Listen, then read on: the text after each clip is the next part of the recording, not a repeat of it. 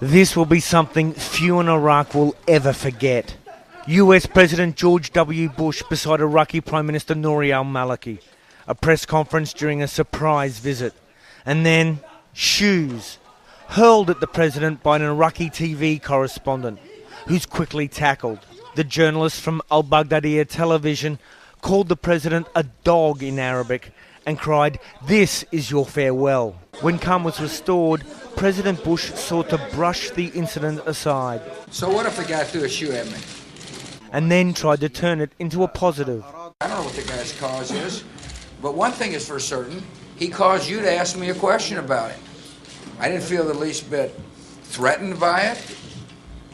These journalists here were very apologetic. They were said this doesn't represent the Iraqi people, but that's what happens in free societies where people try to draw attention to themselves.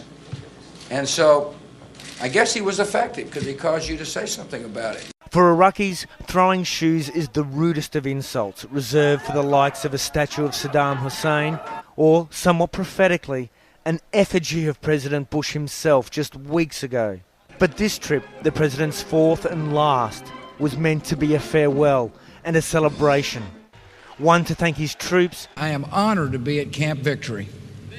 And to applaud a new deal with Baghdad called SOFA, the Status of Forces Agreement, governing a complete, non-negotiable US troop withdrawal within 3 years. It's the beginning of the end for the US phase of this war, though the president declared the war not yet over. And while President Bush hails the agreement a success, some American officials on the ground see it as far less.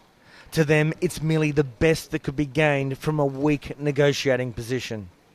Yet for the president, the agreement is one worth having. And that puts the relations between our two countries on a solid footing today and a solid footing tomorrow. Michael Ware, CNN, Baghdad.